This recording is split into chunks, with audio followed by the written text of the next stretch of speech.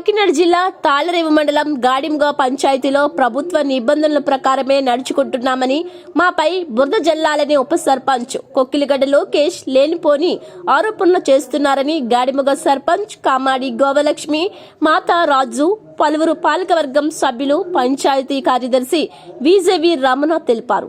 ఆదివారం పంచాయతీ కార్యాలయంలో వారు విలేకరులతో మాట్లాడారు.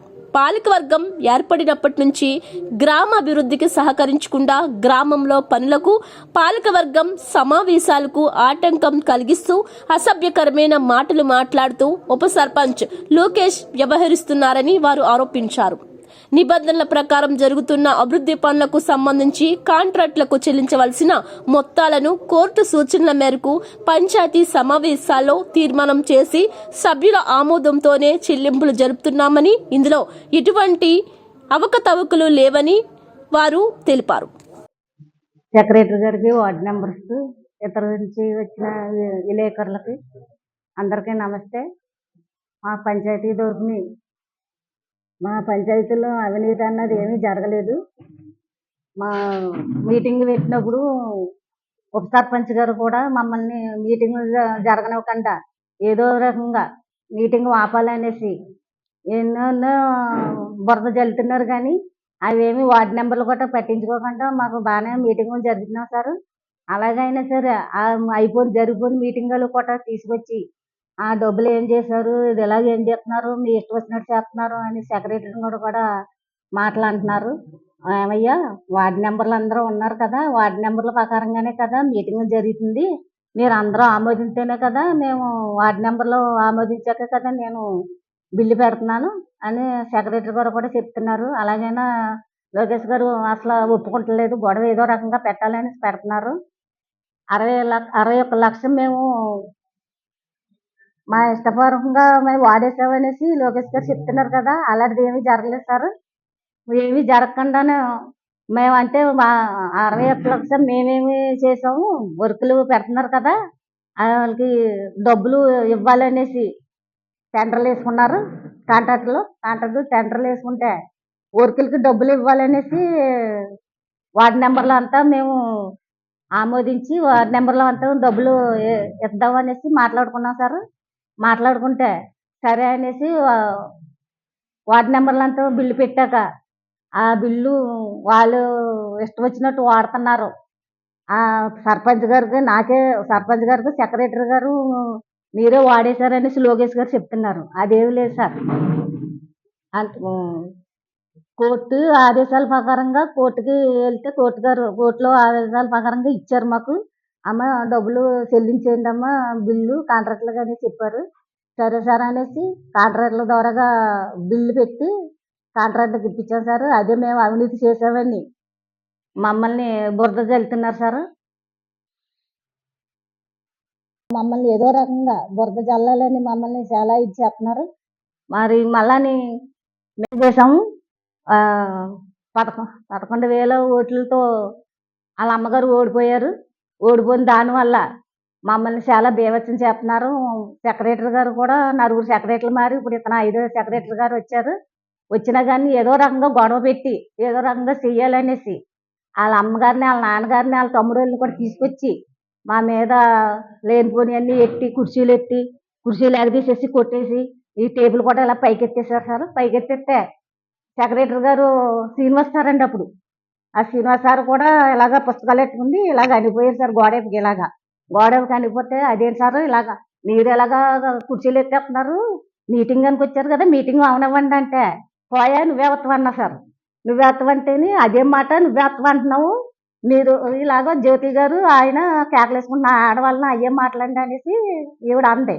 అయ్యే మాటలు లోకేష్ గారు అనేసి నేనంటే పోయా నువ్వే వస్తావని తోసేశారు సార్. తోసేస్తే వెనక పడిపోయి ఒక పావు గంట సేపు మాట్లాడేశారు. మాట్లాడిపోతే ఎమ్మెల్యే గారు ఉన్న సతీష్ గారు ఉన్న టైంలో సార్. అలాంటప్పుడు కూడా మేము కేసుని పూట వెళ్ళినప్పుడు కూడా మా మీద ఎన్నో అవయవాలు పన్ని మా మీద లేనిపోని గొడవ కూడా పెట్టారు సార్. పెట్టినా సరే మేమేమి తప్పు చేయలేదు సార్. కావాలంటే మా వార్డు నెంబర్లు కూడా అందరూ ఇప్పుడు మామూలుగా వచ్చి వాదిస్తారు సార్. వాదిచ్చినా సరే పొద్దుట 10 గంటలకు పెడితే మీటింగు 11 గంటలకు అలా వస్తారు సార్. ఇలాగ దువ్వుకుంటా ఇలాగ వస్తారు, వచ్చి కొంచెం స్టైల్గా కూర్చుంటారు. 3 అవుతుందండి, పొద్దున్న 10 గంటలకు కడితే 3 గంటలకు అవుతుందండి మీటింగ్. ఇలాగా చక్ర మేము ఈ పకోడీ తిన్నాకి నేను చెప్పిన మాటలు ఆలకేయకుండా ఈ టిఫిన్ తిన్నాకి వచ్చాము మేము అనేసి కోపం పడిపోతారు సార్. పడిపోయినా సరే వార్డు నెంబర్లో ఇదేంటి మీటింగ్ జరగనివ్వండి, మీటింగ్ జరిగేటప్పుడు మనం మాట్లాడుకుందాం వెనకాల ముందుకి మీటింగ్ జరగనివ్వండి అంటే అలా కుదరదు. మీరు ఎప్పుడు నిధులు డ్రా చేశారమ్మా? ఎన్నాళ్ళు అవుతుంది? 3 నెలల ముందు అవుతుందండి. ఉండదండి? ఏ నెల? 6 నెలలు సార్, జూన్. అదే నిధులు డ్రా చేశారు. కోర్టు ద్వారాగానండి సార్, కోర్టు ఇచ్చిందండి, డ్రా చేయమని ఇచ్చారు సార్. చూపించాం, ఇస్తాం సార్. మీరు పంచాయతీలోని పంచాయతీ రాజ్ చట్టానికి అనుకూలంగా కాకుండా కొత్త చట్టాలు అమలు చేస్తారనేసి మీరు సర్పంచ్గా ఆలోచిస్తున్నారు. ఆయన మా నెంబర్లు అడుగుతారు, మేమేమి తప్పుగా ఏమి చేయట్లేదు సార్. కానీ డిపి గారు వచ్చారు, ఆర్డీఓ గారు వచ్చారు, డిఎల్పో గారు వచ్చారు కూడా, వచ్చి ఎంక్వైరీ చేసుకున్నారు సార్. ఎంక్వైరీ చేసుకున్నా ఏ తప్పు లేదనేసి అన్ని సక్రమంగా బాగానే ఉన్నాయని చెప్పారు సార్. ఎమ్మెల్యే గారు నీకు ఇంట్లో నువ్వే సర్పంచ్ అని కొన్ని ఆయన ఒక ఈయనకి నియమాలు ఇచ్చాడండి. అప్పుడు సర్పంచ్ గారి పక్కన కూర్చేయాలి, కూర్చేయకపోతే కుదరదని గొడవ సెక్రటరీ మీద 3 సెక్రటరీలు మారిపోయారు సార్. 4వ సెక్రటరీ మీద కూడా ఇదే ఆఫీసు వార్డు నెంబర్లు ఇవ్వకుండా 16 మంది ఉండగా స్టాఫ్ వేర్ ఎత్తేసారండి. స్టాఫ్ వేర్ ఎత్తేసి ఆ నాటి వచ్చి కెసెన్స్ కాల్ చెప్తానండి. ఆ దెబ్బతో ఆ సెక్రటరీ మానేశారండి. ఇప్పుడు 4 సెక్రటరీ మానేశారండి ఆఫీసులోని. ఈయన 5వ సెక్రటరీ అండి. ఈయన కూడా ఉన్నాక ఆయనకి ఇష్టం లేక చాలా ఇబ్బంది పెట్టాలి, ఏదో రకంగా లేనిపోయిన బురద జల్లి పంచాయతీని నాశనం చేద్దామన్న ఆలోచన తప్ప ఆయన ఏమని మాట్లాడతాను, నిన్న అభివృద్ధి చేయడం ఎక్కడా లేదు. అభివృద్ధి ఎలాగా? రోడ్డు ఇవ్వమంటే అభివృద్ధా, వద్దంటే అభివృద్ధి జరుగుతుందా? మనం ఏ ఇచ్చినా దానికి కంపెనీ అంటే వెళ్ళిపోతూ ఉంటుందండి. ఇక్కడ వర్షం వల్ల ఏం జరుగుతుంది? మీ 16 మంది వాట్సాప్లు మీరు ఉన్నారు. అవునండి, ప్రతిదీ తీర్మానం జరుగుతుంది, ప్రతిదీ చేయొచ్చు కదా. అవునండి, అన్ని సాగంగా ఉండే. ఇప్పుడు ఇవాళ నేను ఒక్కడే ఇచ్చారు తీర్పు, ఒక్కడే ఇచ్చాడండి మీటింగ్ లో. నేను ప్రెస్ మీట్ లో ఒక్కడే ఇచ్చాడు. ఎందుకు ఇచ్చాడండి? ఇవాళ నెంబర్ ద్వారా ఇస్తున్నాం, ఇది నిజమా కాదని మీకు తెలియాలి. ఈ నెంబర్లు అబద్ధం ఆడతారా? నేను అబద్ధం, ఈ నెంబర్లు అబద్ధం ఆడతారు కదండి. పంచాయతీలు ఇప్పుడు ఉన్న సర్పంచులు ఈయన ఎంత ఇబ్బంది పెట్టినా, గతంలో ఎమ్మెల్యే ఎంత ఇబ్బంది పెట్టినా, మేము చేసిన అభివృద్ధి ఏ సర్పంచ్ కూడా తెలియదు, గర్వంగా చెప్పినా సార్. ఇవాళ చాలా మంది తెలియదు ఎక్కడేం చేస్తామన్నది. మేము సార్ చూపిస్తాం, ఎన్ని కోట్లు ఖర్చు పెట్టామన్నది. ఏ సర్పంచ్ కూడా ఖర్చు పెట్టలేదండి. ఆ విధంగా మేము ఖర్చు పెట్టాం. మా మీద ఎంత వచ్చి రానే ఎమ్మెల్యే గారు ఎక్స్పెక్ట్ ఉన్నా సరే చేసాం. సుమారు 4 కోట్ల వరకు ఉంటుంది మేము అభివృద్ధి చేసింది. ఇంకా చేద్దామని పెడితే ఏదో రకంగా కోట్లు ఈయన కొట్టేయించడం, ఒక టీము తీసుకోవడం, కోర్టుకి వెళ్ళిపోవడం, ఏదో రకంగా దాన్ని ఆఫ్ చేయాలి. వీళ్ళు మిస్ అండర్స్టాండ్ తీరుస్తుంది నెంబర్లే, వార్డు నెంబర్లని. వాళ్ళని వార్డు నెంబర్లని కోర్టులో కేసులు పెడతారండి. డబ్బులు ఇస్తేనే ఎవరు పోతారండి? ఇప్పుడు ఒక ఒత్తి చేస్తుందండి, ఒక రోడ్డు చేస్తారండి, దాన్ని ఎవరు చేస్తారండి? సర్టిఫికెట్ అసిస్టెంట్ చేస్తారండి. ఇప్పుడు ఇంజనీరింగ్ అసిస్టెంట్ చేస్తారు సార్. అరకర్ని ఎవరు చేస్తారు? ఎంబుక్ అండి, ఎంబుక్ జేఈ గారు చేస్తారండి. జేఈ గారు మాకు ఎంబుక్ ఇస్తే దాన్ని మేము రికార్డ్ చేస్తే ఆ డబ్బులు మేము ఏమన్నా సరిపోతాం సార్. అంతేకాని మా సొంతంగా ఇవ్వడానికి అవకాశం ఉంది కదా సార్. అది మీటింగ్ తీసుకొచ్చి ఇంకా డబ్బులు ఇస్తున్నాం చెప్పేసి మేము ఇచ్చేస్తాం సార్. కొన్ని పంచాయతీలు అయితే మీటింగ్ పెట్టి మీరు డబ్బులు ఇస్తామని చెప్పడండి. వర్క్ ప్రబోధించే వరకే. వర్క్లో మాకు రోడ్డు కావాలంటారండి. ఇన్ని లక్షలని ఒక 5 లక్షలు ఎస్టిమేట్ వేస్తారు సార్. అప్పుడు జేఈ గారు దానికి 3 లక్షలు, 3 లక్షలు, 4 లక్షలు ఇస్తారు సార్.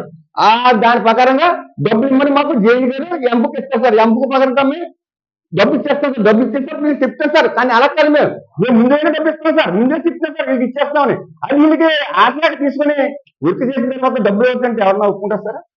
ఒక రోడ్డు వేస్తున్నారు సార్, ఏమంటారంటే ఆ రోడ్డు డబ్బులు ఇవ్వద్దు. అక్కడ ప్రాబ్లం చెప్పాలి. ఇప్పుడు ఆ రోడ్డు సరిగ్గా ఏం లేదు, అడుగు. ఇంజనీర్ అసిస్టెంట్ ఉన్నాడు, జేఈ గారు ఉన్నారు, ఎంపీ ఎందుకు చేసావు ఆయన మీదకి వెళ్ళు. ఇది సర్పంచ్ గారు సెక్రటరీ గారు చేసి ఇది విధానంగా వస్తారు. వాళ్ళు ఎంతవరకు ఇమ్మంటే అంతవరకు ఇచ్చి బాధ్యత మా వరకు ఉంటారు. అది ఆలోచించే బాధ్యత నెంబర్ ఇదండి. వాళ్ళు తెలియకుండా ఏమైనా చేస్తాం అనుకోండి, మీరు అడగండి ఇప్పుడు పబ్లిక్ అని, ఇది నిజమా కదా అన్నది.